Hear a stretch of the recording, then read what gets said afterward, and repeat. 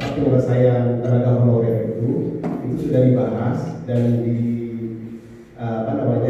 sudah disetujui dan itu sudah masuk di PKRI Provinsi Jatim, dan Gus Bambang sendiri yang sudah mengawal ini.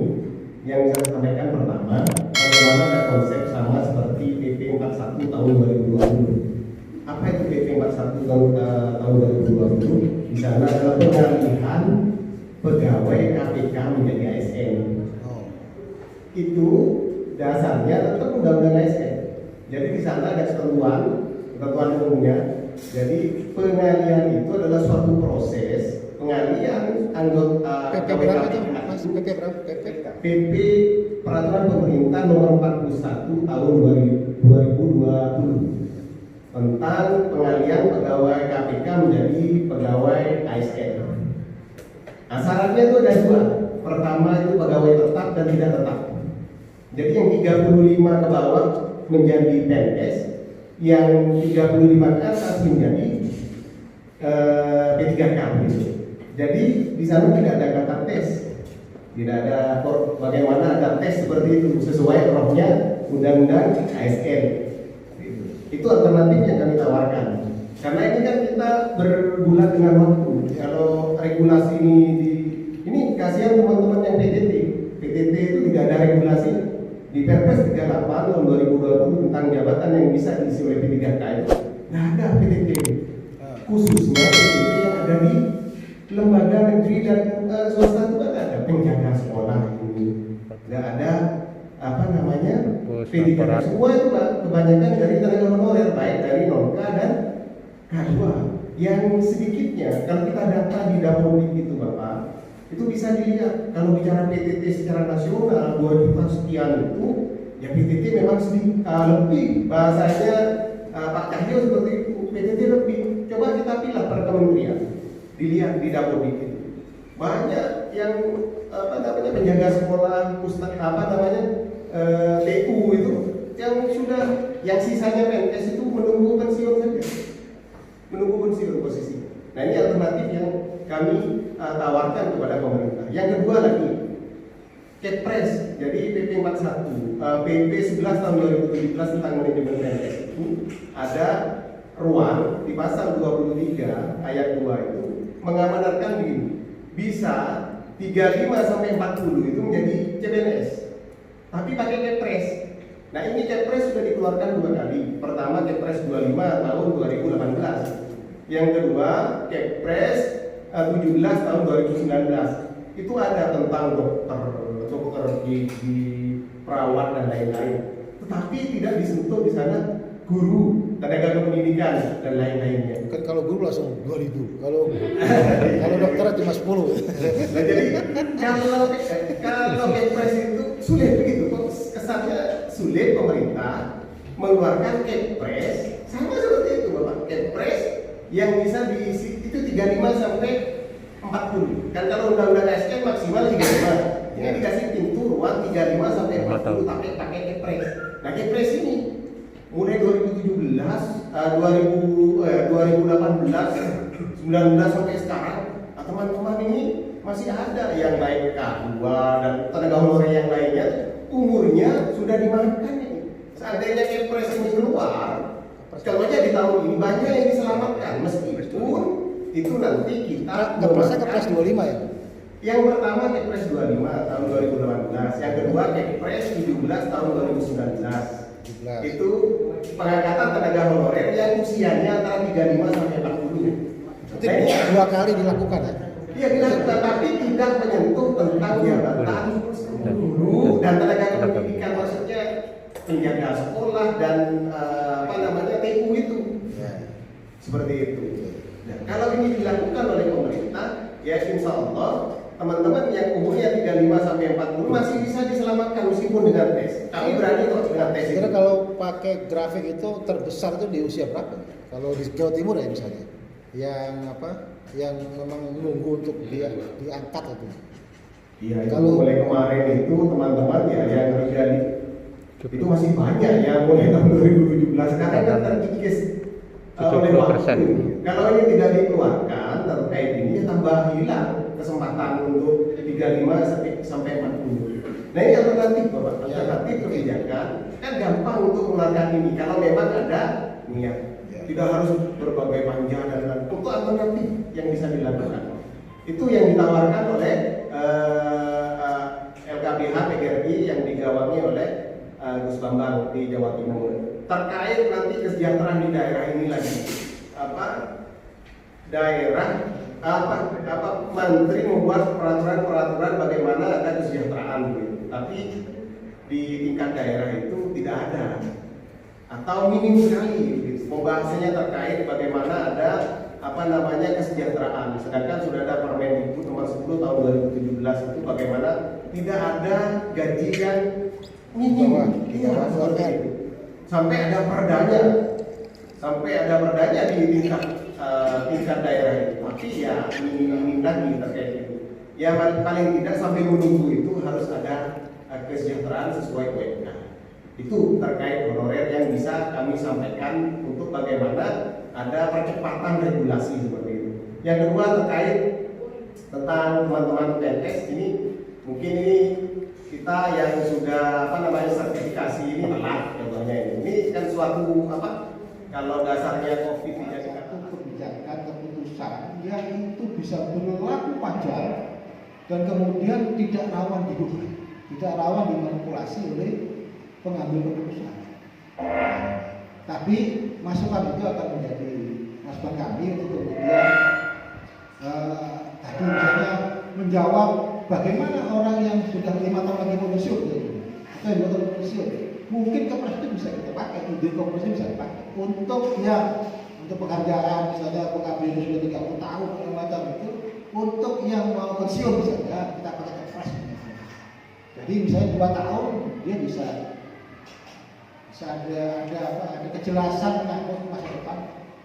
Masa sudah mengabdi 35 tahun terus kemudian dibiarkan pensiun tanpa status kan?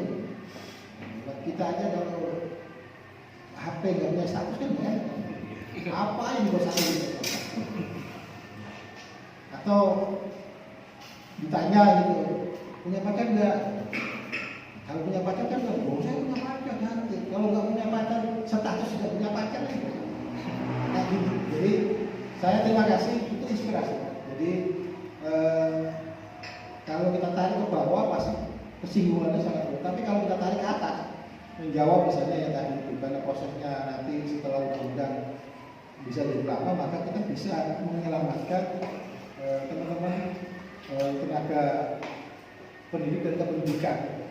Jadi kalau kami sudah sepakat menggunakan tenaga pendidik dan kependidikan. Tadi yang menyangkut tadi misalnya ada operator, ada jaga dan macam. Jadi itu terima kasih. Jadi menurut saya itu kami yakin bahwa dalam waktu 3 bulan undang-undang ASN itu selesai kita amankan. Karena secara politik sudah selesai. Di DPR ini kan yang penting itu, di Indonesia ini yang penting politik itu. Konsultasi belakangan. Yang penting politik selesai. Kayak kemarin bisa contoh kasus sebagai gambaran. Seharusnya 2022, 2023 ada pilkada. Golkar sama Nasdem dan berdebat. Pilkada 2022, 2023. Lupa dia sama Pak Lurah kan. Pak Lurah itu Pak Jokowi. Tapi ada di atas Pak Lurah ada penasehat. Akhirnya kemudian kita kembali, oke, 2002, 2023 tidak perlu pilkada. Semuanya di 2024, 6 bulan setelah Pilpres dan Pileg baru pilkada. Ya kan, awalnya semua ingin, artinya apa? Nah, secara politik, insya Allah dari proses yang saya alami selama setahun belakang ini menyangkut problem ini, secara politik clear. Itu yang saya yakin betul bahwa insya Allah 2021 selesai. Apalagi kemarin Omnibus Law itu politik, cuma PKS sama Demokrat ya. Tapi secara politik minimum pengambilan keputusan berdasarkan undang-undang dan konstitusi yang sah. Dan saya yakin semua punya pikiran yang sama, punya kepentingan yang sama untuk bagaimana problem tenaga pendidikan ini selesai di 2022. Kalau saya yakin satu semester pertama di 2021 pembahasan mulai dari bagiannya, mulai dari pembahasan undang-undangnya bulan Juli sudah selesai. Sudah bisa kita sahkan undang-undang yang baru. Kenapa? Karena yang namanya pembahasan yang lama memang pembahasan tingkat pertama. Nah, tapi kalau kita sepakat mempercepat, cepat.